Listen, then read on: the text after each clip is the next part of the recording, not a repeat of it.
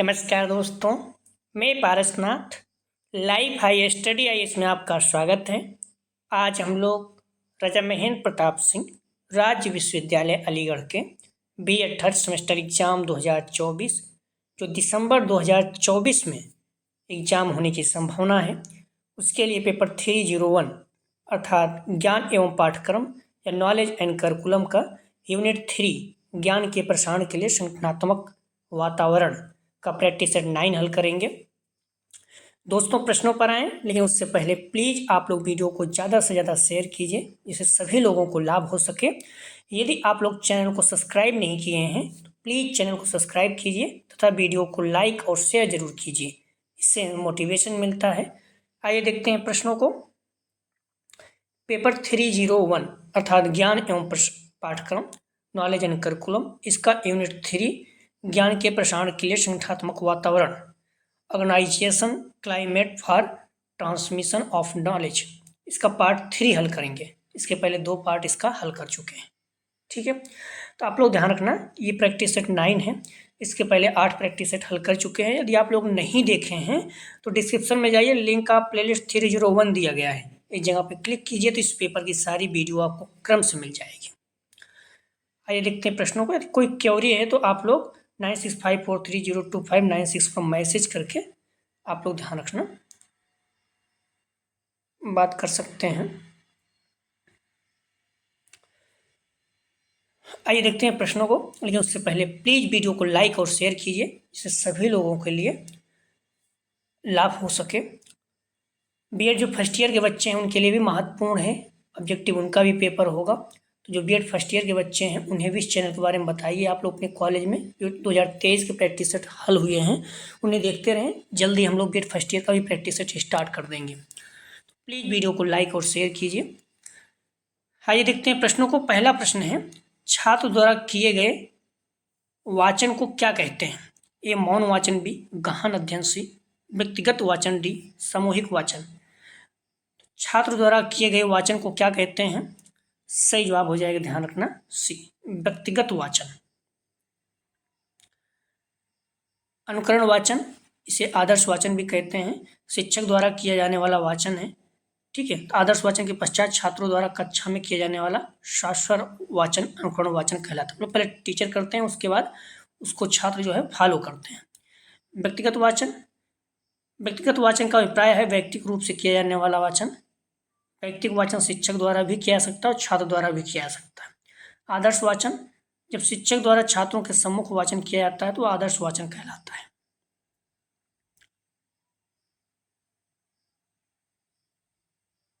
तो क्लियर हो गया। अनुकरण मतलब पहले शिक्षक वाचन करते हैं, पढ़ते हैं, फिर उसके बाद छात्र पढ़ते हैं। व्यक्तिगत मतलब छात्र भी व्यक्तिगत कर सकते हैं वाचन और अध्यापक भी, ठीक है। आदर्श वाचन जब शिक्षक द्वारा पढ़ा जाता है तो उसे आदर्श वाचन कहते हैं। अगला प्रश्न है, व्यक्तिगत वाचन के पहले की प्रक्रिया क्या कहलाती है? सस्वर वाचन, सामूहिक वाचन, गहन अध्ययन, मौन वाचन। तो व्यक्तिगत वाचन के पहले की प्रक्रिया क्या कहलाती है? सही जवाब हो जाएगा बी सामूहिक वाचन। आप लोग प्रश्नों का जवाब दें, इससे क्या होगा, आप साथ में बने रहेंगे, ठीक है। अगर प्रश्नों का जवाब नहीं देंगे तो आपका माइंड डाइवर्ट हो सकता है। सामूहिक वाचन या कक्षा में एक समूह में बच्चों के द्वारा पाठ के वाचन से संबंधित है। 2 या 2 से अधिक छात्रों द्वारा आवाज सहित किया जाने वाला वाचन को सामूहिक वाचन कहते हैं। अगला प्रश्न है, सस्वर वाचन से कौन सी व्यक्ति सशक्त होने लगती है? ए लिखना भी पढ़ना, सी मौखिक, डी सुनना। सही जवाब हो जाएगा 3 का, ध्यान रखना, सी मौखिक। अगला प्रश्न है, किस प्रक्रिया से छात्रों में योग्यता विकास तथा ज्ञानार्जन का विकास होता है? ए सस्वर वाचन, बी गहन अध्ययन, सी मौन वाचन, डी व्यक्तिगत वाचन। सही जवाब हो जाएगा बी गहन अध्ययन। अगला प्रश्न है, निम्न में वाचन की विधियां कौन सी हैं? ए स्वरोच्चार विधि, बी संयुक्त विधि, सी कविता विधि, डी उपयुक्त सभी। तो निम्न में वाचन की विधियां कौन सी हैं? सही जवाब हो जाएगा 5 का, डी उपयुक्त सभी। स्वरोच्चार विधि, संयुक्त विधि, कविता विधि, तीनों। अगला प्रश्न है, लिखित भाषा की इकाई क्या है? ए वर्ण, बी व्यंजन, सी ध्वनि, डी में से कोई नहीं। तो लिखित भाषा की इकाई क्या है? सही जवाब हो जाएगा ए वर्ण। अगला प्रश्न है, लिखित भाषा के अंतर्गत भाषा किस रूप में रहती है? ए अस्थायी रूप में, बी अस्थायी रूप में, सी उपयुक्त दोनों, डी में से कोई नहीं। सही जवाब हो जाएगा 7 का ए, अस्थायी रूप।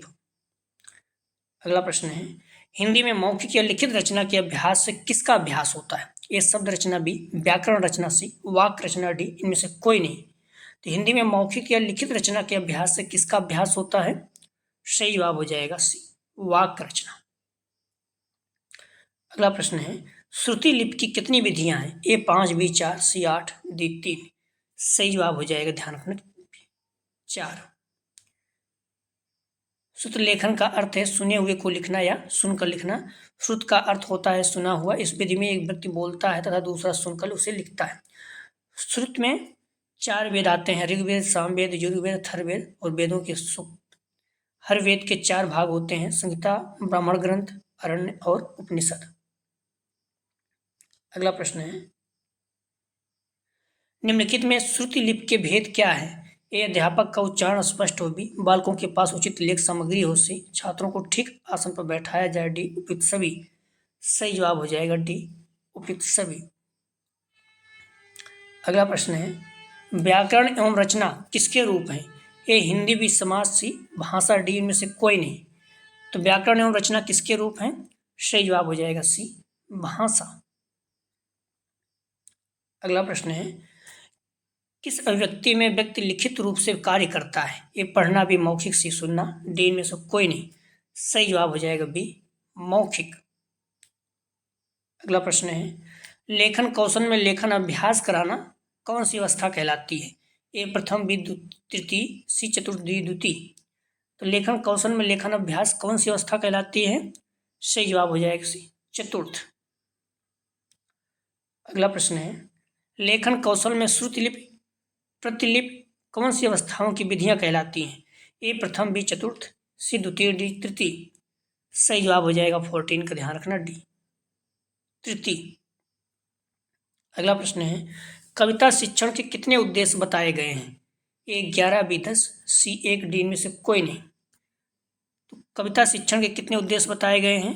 सही जवाब हो जाएगा ए 11। अगला प्रश्न है, कहानी सुनने वालों में किस गुण का होना आवश्यक है? ए भाषा पर विचार, बी अच्छी स्मरण शक्ति, सी विनोदी स्वभाव, डी उपयुक्त सभी। तो कहानी सुनने वालों में किस गुण का होना आवश्यक है?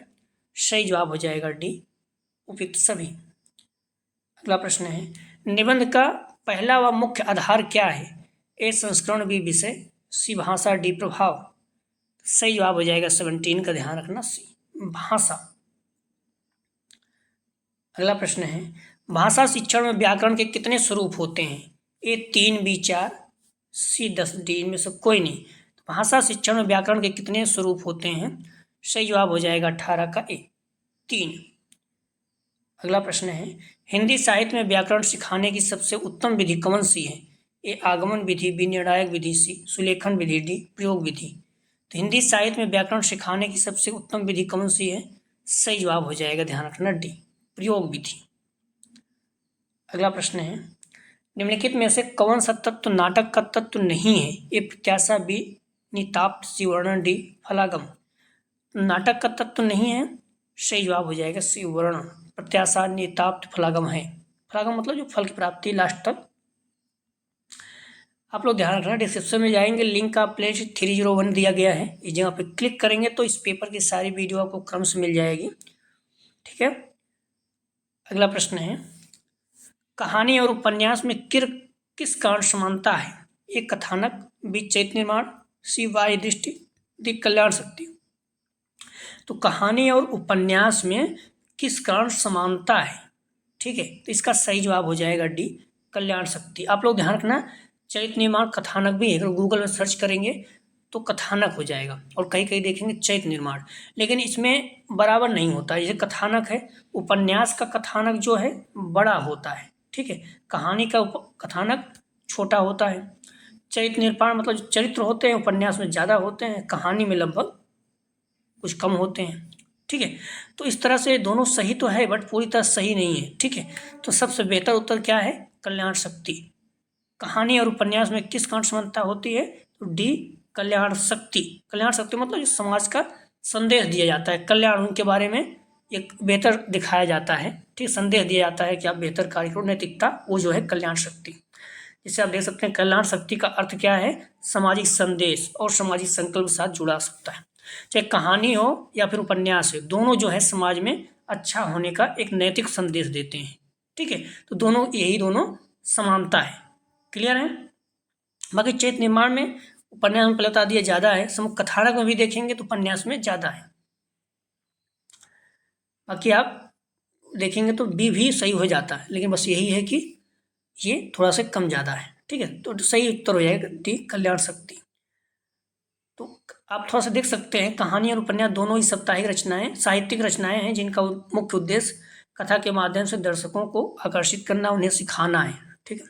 दोनों, इन दोनों में समानता कुछ कुछ है। कथानक देखोगे तो दोनों में कथानक होता है, इसमें पात्र, घटनाएं और संघर्ष होते हैं, ठीक है। चरित्र निर्माण देखोगे दोनों में पात्रों का निर्माण और विकास होता है। थीम, दोनों में कोई न कोई थीम या संदेश होता है। भाषा और शैली देखोगे दोनों में भाषा और शैली का उपयोग होता है। हालांकि कहानी और उपन्यास में कुछ अंतर भी है। जैसे कहानी में देखोगे तो छोटी होती है, मैंने पहले कहा कि कहानी क्या है? छोटी और संक्षिप्त होती है, एक मुख्य घटना या संघर्ष पर केंद्रित होती है, कम पात्र होते हैं, ठीक है, ये अंतर है। उपन्यास में देखेंगे तो लंबी विषय वस्तु होती है, कथाएं मैंने पहले बता दिया है, उपन्यास में लंबी होती है, कई घटनाओं और संघर्षों के शामिल होते हैं, अधिक पात्र होते हैं इसमें, जो कहानी में कम पात्र होते हैं, उनका विकास होता है, ठीक है। तो ये डिफरेंस भी हो जाता है, समानता कहाँ हुई? तो इसीलिए जो समानता है हमने बताया वो वेस्ट है। कथानक और चरित्र निर्माण दोनों में होता है, लेकिन ध्यान रखना कहानी का कथानक और चरित्र निर्माण छोटा और उपन्यास का बड़ा। क्लियर है? तो कथानक और चरित्र निर्माण दोनों में होता है, लेकिन जो उपन्यास है उसमें चाहे आप कथानक की बात करें, चरित्र निर्माण मतलब चरित्रों की बात करें, वो ज़्यादा बड़ा होता है, ठीक है, ज़्यादा होते हैं। इसलिए कल्याण शक्ति जो इसकी जो है आंसर डी सही है, ठीक है। कल्याण शक्ति मतलब समाज के बारे में संदेश, जो नैतिकता का संदेश देता है, कहानी और उपन्यास दोनों देते हैं, तो दोनों समान है। क्लियर है? अगला प्रश्न है, नाटक लिखने के लिए पर्याप्त संख्या किस विषय में सबसे अधिक पाई जाती है? ए सामाजिक, बी धार्मिक, सी आध्यात्मिक, डी हिंदी। सही जवाब हो जाएगा 22 का डी, हिंदी। अगला प्रश्न है, नाटक शिक्षण में निम्नलिखित में से किसका महत्व नहीं है? ए रंगमंच अभिनय, बी कक्षा अभिनय, सी मौन पठन, डी वाचिक अभिनय। तो नाटक शिक्षण में निम्नलिखित में से किसका महत्व नहीं है? सही जवाब हो जाएगा सी मौन वाचन। अभिनेता रंगमंच पर जो कुछ मुख से कहता है वह सब का सब वाचिक अभिनय कहलाता है। तो वाचिक मतलब बोलना, जो आप बोलकर कुछ बोलते हो उसे वाचिक अभिनय कहते हैं। देखो डांस कर रहे थे भी अभिनय हो जाता है, या फिर कुछ और नाटक वगैरह में, फिल्मों में देखिए सब अभिनय है, लेकिन जो बोलते हैं उसे वाचिक मतलब बोलना। अगला प्रश्न है, प्राथमिक स्तर पर मूल्यांकन की सर्वाधिक उपयोगी विधि है? ए लिखित परीक्षा विधि, बी प्रयोगात्मक परीक्षा विधि, सी मौखिक परीक्षा विधि, डी वार्षिक परीक्षा विधि। सही जवाब हो जाएगा सी मौखिक परीक्षा विधि। प्लीज़ आप लोग वीडियो को लाइक और शेयर कीजिए, कॉलेज ग्रुप या जो भी फ्रेंड आपके बीएड कर रहे हैं सभी को शेयर कीजिए, सभी लोगों को लाभ हो सके। और आप लोग ध्यान रखना, आपका पेपर दिसंबर के आसपास मान चलिए होने की संभावना है, नवंबर लास्ट या दिसंबर में, ठीक है। तो आप लोग अभी से पढ़ते रहिए, आपको बहुत अच्छे अंक आएंगे। जो बच्चे नॉर्मली पढ़ते हैं 85 से 90 के बीच में उनका आ जाता है, ठीक है। आप सोचो 10 दिन 5 दिन पढ़ोगे तो फिर 80 के आसपास बन पाएगा, ठीक है। तो इसलिए, और कन्फ्यूज भी रहोगे, तो इसलिए आप लोग अभी से पढ़ते हैं, कुछ नहीं करना, कहीं आ रहे हैं जा रहे हैं तो आप ईयरफोन या ब्लूटूथ लगा के सुनते रहिए, सारे प्रश्नों को रट डालिए, ठीक है। कुछ नहीं करना है, सारे प्रश्नों को रट डालना है बस। जो बीएड फर्स्ट ईयर के बच्चे हैं, फर्स्ट सेमेस्टर के, उन्हें भी चैनल के बारे में बताइए, जो प्रैक्टिस है 2023 को सारे सॉल्व करते रहें, ठीक है। हम लोग जैसे जल्दी स्टार्ट करेंगे तो उन्हें भी देख सकते हैं, और आप लोग पेपर ऑब्जेक्टिव होगा, ठीक है। यूनिवर्सिटी के अनुसार अभी तक यही है निर्णय, समिति थोड़ा सा विरोध कर रही है बट जल्दी क्लियर हो जाएगा, ठीक है। तो यूनिवर्सिटी जो कह रही है उसी के अनुसार चलेंगे, तो यूनिवर्सिटी जो है ऑब्जेक्टिव कराने के लिए बोली है, ठीक है। प्लीज़ वीडियो को लाइक और शेयर जरूर करें, आप लोग, निवेदन है। प्रश्न है, हिंदी शिक्षण में सबसे अधिक किसका मूल्यांकन होता है? ए मूल्यांकन, बी परीक्षा, सी उत्तर पुस्तिका, डी उपयुक्त सभी। तो हिंदी शिक्षण में सबसे अधिक किसका मूल्यांकन होता है? हिंदी शिक्षण में सबसे अधिक किसका मूल्यांकन होता है? सही जवाब हो जाएगा ए मूल्यांकन। तो हिंदी शिक्षण में सबसे अधिक किसका मूल्यांकन होता है? तो मूल्यांकन का। अगला प्रश्न है,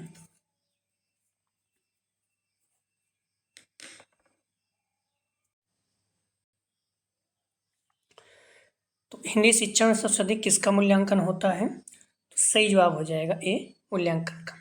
अगला प्रश्न है, अच्छे मूल्यांकन की कितनी विशेषताएं होती हैं? ए 8, बी 7, सी 6, डी 10। सही जवाब हो जाएगा, ध्यान रखना, बी 7। अगला प्रश्न है, मूल्यांकन का अभिन्न अंग है? ए शिक्षक, बी शिक्षा, सी शिक्षण, डी परीक्षण। मूल्यांकन का अभिन्न अंग है, सही जवाब हो जाएगा सी, शिक्षण। अगला प्रश्न है, मूल्यांकन किस प्रकार का होना चाहिए? ए यथार्थ, बी शुद्ध, सी सरल, डी स्थिर। सही जवाब हो जाएगा 28 का ए, यथार्थ। अगला प्रश्न है, मूल्यांकन शब्द किस प्रकार का अर्थ देता है? ए मापन, बी परीक्षण, सी व्यापक, डी क्रियात्मक। सही जवाब हो जाएगा 29 का ए, मापन। मूल्यांकन किस शब्द का अर्थ देता है? तो मापन का। अगला प्रश्न है, भारत की सर्वाधिक प्राचीन भाषा क्या है? ए संस्कृत, बी पाली, सी प्राकृतिक, डी इनमें से कोई नहीं। सही जवाब हो जाएगा 30 का ए, संस्कृत। अगला प्रश्न है, देवनागरी लिपि की विशेषता है? ए एक ध्वनि के लिए वर्ण प्रतीत होता है, बी एक प्रतीक के लिए ही ध्वनि व्यक्त होता है, डी सी दूसरी लिपि वैज्ञानिक और लिखने में सुगम है, डी उपयुक्त सभी। तो देवनागरी लिपि की विशेषता है, सही जवाब हो जाएगा, ध्यान रखना, डी उपयुक्त सभी। अगला प्रश्न है, भाषा का विकास किस पर निर्भर करता है?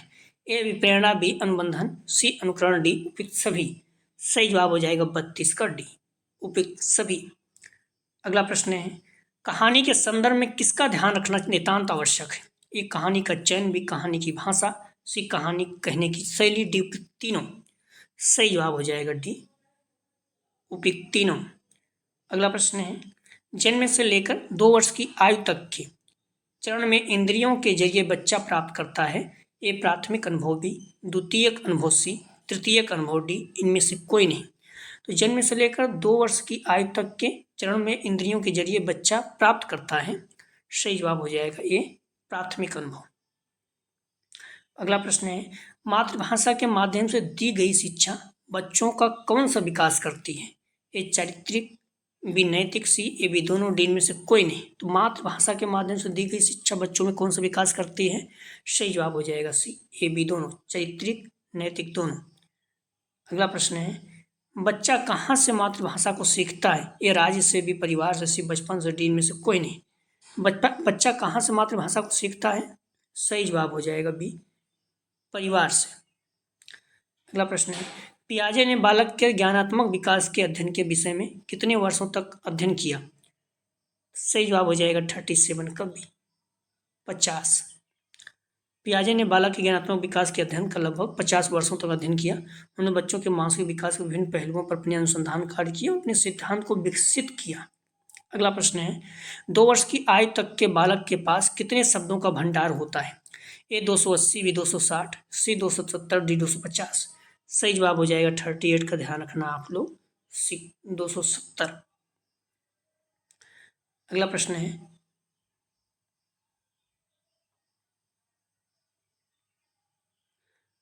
है, भाषा कैसी होनी चाहिए? ए विषयानुकूल, बी अवसरानुरूप, सी ए बी दोनों, डी में से कोई नहीं। तो भाषा कैसी होनी चाहिए? सही जवाब हो जाएगा सी विषयानुकूल, अवसरानुरूप दोनों।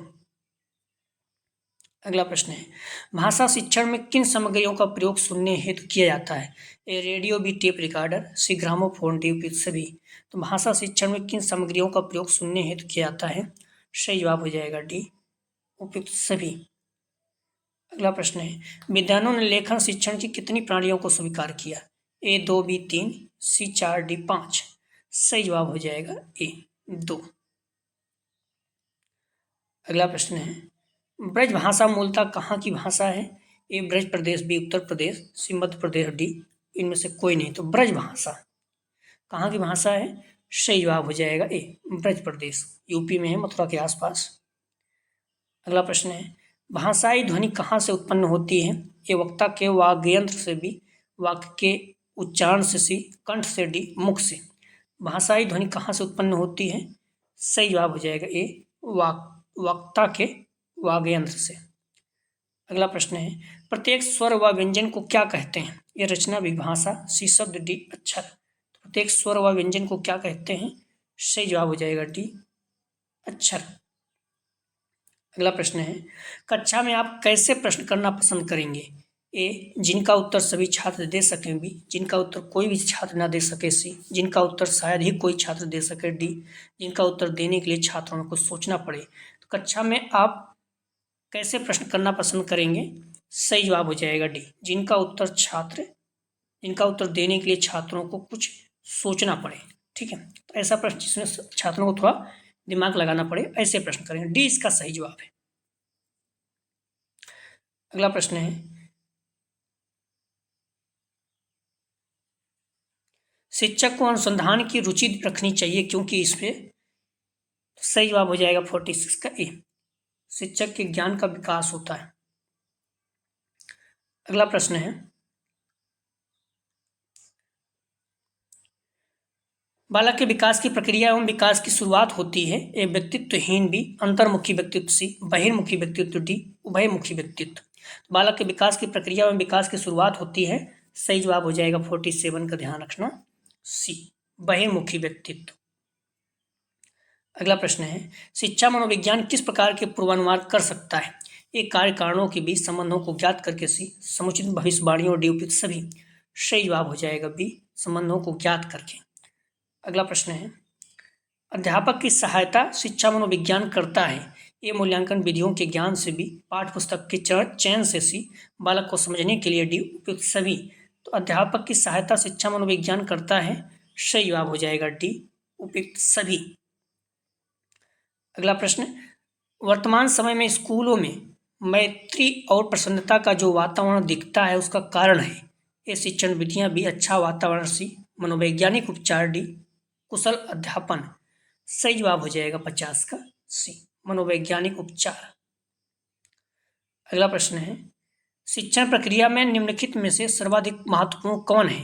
ए, अभिभावक। बी, राज्य सरकार। सी, केंद्र सरकार। डी, शिक्षक। सही जवाब हो जाएगा, ध्यान रखना, 51 का डी, शिक्षक। अगला प्रश्न है, अधिगम का अर्थ ज्ञान के अतिरिक्त प्राप्त करना है। ए, अभ्यास। बी, अनुभव। सी, परिपक्वता। डी, उपयुक्त सभी। सही जवाब हो जाएगा 52 का बी, अनुभव। अगला प्रश्न है, अधिगम का मुख्य आधार है। ए, अनुभव। बी, आत्मविश्वास। सी, परिपक्वता। डी, विश्वास। तो अधिगम का मुख्य आधार है। सही जवाब हो जाएगा सी, परिपक्वता।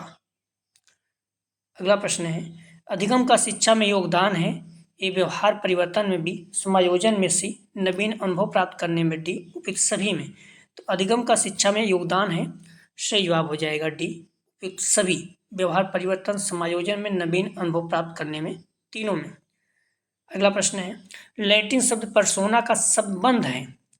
तो लैटिन शब्द पर्सोना का संबंध है। ए, व्यक्तित्व के मापन से। बी, व्यक्तित्व से। सी, व्यक्ति की अवधारणा से। डी, व्यक्ति की विधि से। लैटिन शब्द पर्सोना का संबंध, ध्यान रखना, पर्सोना मतलब होता है मुखौटा। ठीक है, तो पर्सोना का संबंध किससे है? सही जवाब हो जाएगा बी, व्यक्तित्व से। व्यक्तित्व एक व्यक्ति विशेषताओं का एक गतिशील और संगठित समूह है जो विभिन्न परिस्थितियों में उनके पर्यावरण, संज्ञान, भावनाओं, प्रेरणाओं और व्यवहार को विशिष्ट रूप से प्रभावित करता है। पर्सनालिटी शब्द लैटिन शब्द पर्सोना से उत्पन्न हुआ जिसका अर्थ है मुखौटा। नाटक में अपनी भूमिका निभाते हुए अभिनेताओं द्वारा पहने जाने वाला मुखौटा। अगला प्रश्न है, व्यक्तित्व की महत्वपूर्ण अवस्था है। ए, बाल अवस्था। बी, शैशवावस्था। सी, प्रौढ़ावस्था। डी, यौनावस्था। सही जवाब हो जाएगा 56 का, ध्यान रखना, बी, शैशवावस्था। कई जन्म से 2 वर्ष, कई जन्म से 5 वर्ष, 6 वर्ष मिल जाता है। ठीक है, तो जन्म से 6 वर्ष शैशवावस्था और 6 से 12 वर्ष बाल्यावस्था और फिर 12 से 18 वर्ष किशोरावस्था आ जाता है। अगला प्रश्न है, व्यक्तित्व की अंतिम विशेषता है। ए, आत्मचेतना। बी, सामंजस्य। सी, सामाजिकता। डी, निर्देशित लक्ष्य की प्राप्ति। सही जवाब हो जाएगा 57 का डी, निर्देशित लक्ष्य की प्राप्ति। अगला प्रश्न है, निम्न में कौन प्रेरणा के स्रोत हैं? ए, आवश्यकताएं। बी, चालक। सी, उद्दीपन। डी, उपयुक्त सभी। सही जवाब हो जाएगा डी, उपयुक्त सभी। अगला प्रश्न है, प्रेरणा छात्र में रुचि उत्पन्न करने की कला है या कथन है। A, Thomson. B, Young. C, Level. D, Anderson का। सही जवाब हो जाएगा ए, थॉमसन का। अगला प्रश्न है, निम्नलिखित में सामाजिक प्रेरक है। ए भूख, बी प्यास, सी प्रेम, डी आत्मगौरव। सही जवाब हो जाएगा डी आत्मगौरव। ध्यान रखना, जैविक प्रेरक भूख प्यास है। ठीक है, अगला प्रश्न है, निम्नलिखित में जैविक प्रेरक है। ए नीड, बी सृजनात्मकता, सी मध्य व्यासन, डी आत्मप्रशंसा। तो जैविक प्रेरक है, सही जवाब हो जाएगा ए नीड जो है ये जैविक है। अगला प्रश्न है, प्रेरकों की प्रत्याशा का अंतिम परिणाम होता है। ए तनाव में वृद्धि, बी प्रेरणा में वृद्धि, सी व्यक्तित्व विकृत, डी में सब कोई नहीं। सही जवाब हो जाएगा, ध्यान रखना, ए तनाव में वृद्धि। टेंशन में अनुकरण टेंशन में आ जाता है। अगला प्रश्न है, कक्षा में छात्र व्यवहार को अनुशासित करने वाला प्राथमिक कारक होना चाहिए। सही जवाब हो जाएगा, ध्यान रखना, 63 का सी छात्र प्रेरणा, मोटिवेशन। अगला प्रश्न है, इंट्रोडक्शन ऑफ साइकोलॉजी नामक पुस्तक लिखी है। ए जॉन ड्यूवी, बी हिलमैन, सी गैरिट, डी हिलगार्ड तथा एटकिंसन। तो इंट्रोडक्शन ऑफ साइकोलॉजी नामक पुस्तक किसने लिखी है? सही जवाब हो जाएगा डी हिलगार्ड तथा एटकिंसन। अगला प्रश्न है, व्यक्ति के स्वाभाविक विकास को कहते हैं। ए अभिदृष्टि, बी विकास, सी परिवर्तन, डी में से कोई नहीं। तो व्यक्ति के स्वाभाविक विकास को कहते हैं, सही जवाब हो जाएगा ए अभिदृष्टि। अगला प्रश्न है, किशोरावस्था जीवन का सर्वाधिक कठिन काल है या कथन है। सही जवाब हो जाएगा 66 का ए किलपैट्रिक का। आप लोग ध्यान रखना, एक किलपैट्रिक ने लिखा, इस बात पर कोई मतभेद नहीं हो सकता कि किशोरावस्था जीवन का सबसे कठिन काल है। स्टैनले हॉल के अनुसार किशोरा बड़े संघर्ष, तनाव, तूफान एवं विरोध की अवस्था। ये मोस्ट इंपॉर्टेंट है स्टैनले हॉल का कथन, मोस्ट इंपॉर्टेंट, हर बार अक्सर पूछा जाता है। अगला प्रश्न है, दो बालकों में समान मानसिक योग्यताएं नहीं होती या कथन है। तो सही जवाब हो जाएगा 67 का बी हॉरलॉक का। अगला प्रश्न है,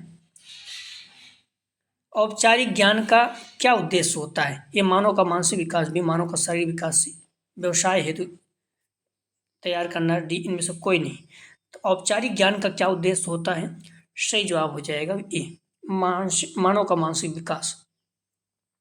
अगला प्रश्न है, निरौपचारिक शिक्षा किस प्रकार की प्रक्रिया होती है। ए चेतनशील, बी अचेतनशील, सी उपयुक्त तो दोनों, डी में से कोई नहीं। सही जवाब हो जाएगा 69 का ए चेतनशील। अगला प्रश्न है, the right of children to free and compulsory education bill Lok Sabha में पारित किया गया। सही जवाब हो जाएगा, ध्यान रखना, ए 4 अगस्त 2009 को। शिक्षा का अधिकार नियम 2009, जिसे आरटीआई 2009 के रूप में जाना जाता है, अगस्त 2009 में भारत की संसद द्वारा अधिनियमित किया गया।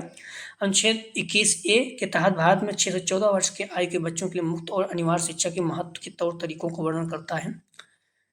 अगला प्रश्न है, अनुशासन, स्पष्टता, मना शक्ति का विकास है, तर्क शक्ति का विकास तथा ज्ञान की उपलब्धि या कथन है।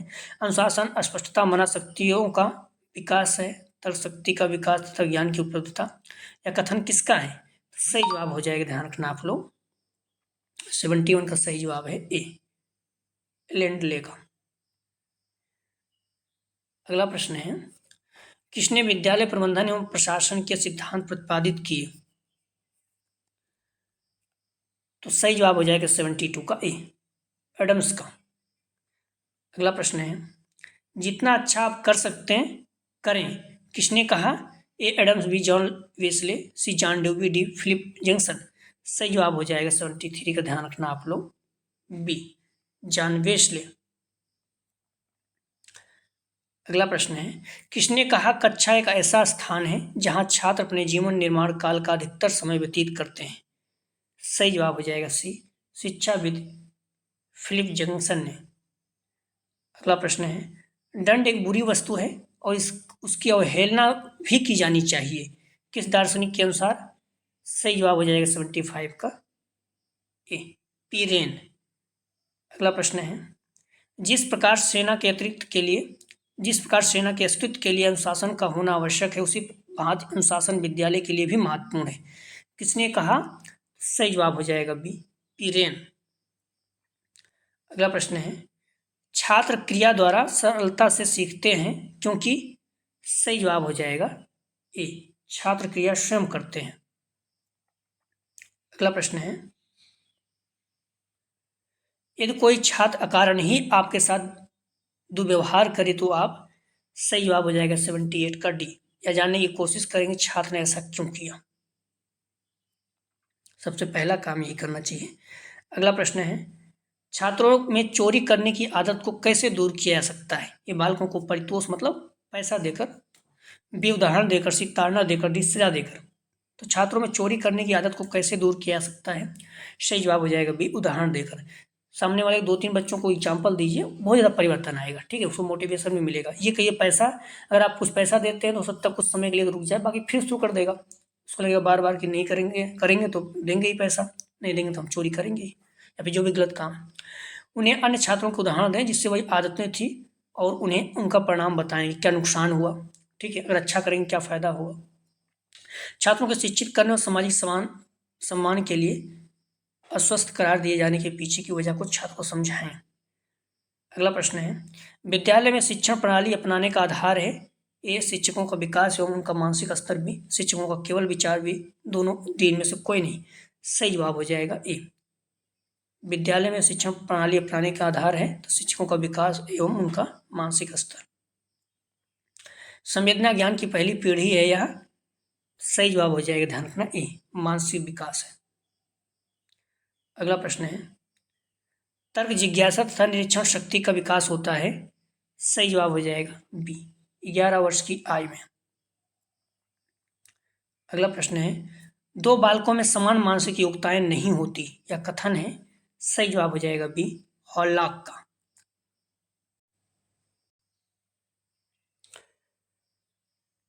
कुछ प्रश्न इसके जवाब आप लोग जरूर दिया करें। सारे प्रश्न जो है महत्वपूर्ण है, एग्जाम में आ सकते हैं।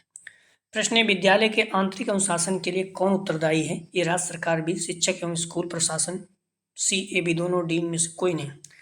अगला प्रश्न है, नेतृत्व का वह तरीका जिसके अंतर्गत सारे अधिकार एक ही व्यक्ति में समाहित होते हैं। ये प्रजातांत्रिक नेतृत्व, भी संस्थागत नेतृत्व, सी निरंकुश नेतृत्व, डी साम्यवादी नेतृत्व। आप लोग ध्यान रखना, ये प्रश्नों को जवाब जरूर दिया करें, महत्वपूर्ण है। अगर नहीं आता तो गूगल में सर्च करें, बस दिया करें। इससे क्या होगा, कोई बच्चे बोलते हैं इनका आंसर बता दें, इसलिए नहीं बताते हैं क्योंकि अगर आप सर्च करेंगे तो याद रहेगा, अगर बता देंगे तो आप लोग ध्यान नहीं देंगे। इसे जरूर ध्यान रखना, महत्वपूर्ण प्रश्न है। प्रश्न है, स्कूलों में अनुशासनात्मक मुद्दों को हल करने के लिए प्रभावी उपचारात्मक उपाय है। ये मामूली उल्लंघनों के लिए सजा की गंभीरता को बढ़ाना, भी दुर्व्यवहारों के कारणों को दूर करने के लिए परामर्श और सहायता के अवसर प्रदान करना, भी बिना स्पष्ट योजना के छात्रों को निलंबित या निष्कासित करना, डी उपयुक्त सभी। अगला प्रश्न है, शिक्षक की योग्यता एवं आचरण का सबसे अच्छा मूल्यांकन है। ये विद्यार्थी, भी प्रधानाचार्य, से विशेषज्ञ, डी समाज। अगला प्रश्न है, शिक्षक मनुष्य के निर्माता होता है, या कथन किसका है। A Mudaliar commission, B John Adams, C Kothari commission, D H G Wells. अगला ध्यान रखना, आप डिस्क्रिप्शन में जाएंगे, लिंक आप प्लेलिस्ट 301 दिया गया है, जहाँ पे क्लिक करेंगे तो इस पेपर की सारी वीडियो आपको क्रम से मिल जाएगी। यदि कोई अगर आपको क्यूरी है तो 9654300259 पर मैसेज कर सकते हैं। ध्यान रखना, ज्ञान एवं पाठ्यक्रम, नॉलेज एंड करिकुलम, इसका यूनिट 4 जो है अगला हम लोग हल करेंगे। ज्ञान के निर्माण के लिए शिक्षक एवं प्रधानाचार्य की भूमिका। तो प्लीज़ वीडियो को लाइक और शेयर कीजिए। कॉलेज ग्रुप या जो भी फ्रेंड आपके बीएड कर रहे हैं, इससे सभी लोगों को लाभ हो सके। जो फर्स्ट ईयर के बच्चे हैं, फर्स्ट सेमेस्टर के, उन्हें भी चैनल के बारे में बताइए। जो फर्स्ट 2023 की प्रैक्टिस सेट सारे सॉल्व करते हैं, उनका भी पेपर ऑब्जेक्टिव होगा, जल्द ही उनका भी प्रैक्टिस सेट शुरू करेंगे। प्लीज़ वीडियो को लाइक और शेयर कीजिए। वीडियो देखने के लिए धन्यवाद दोस्तों।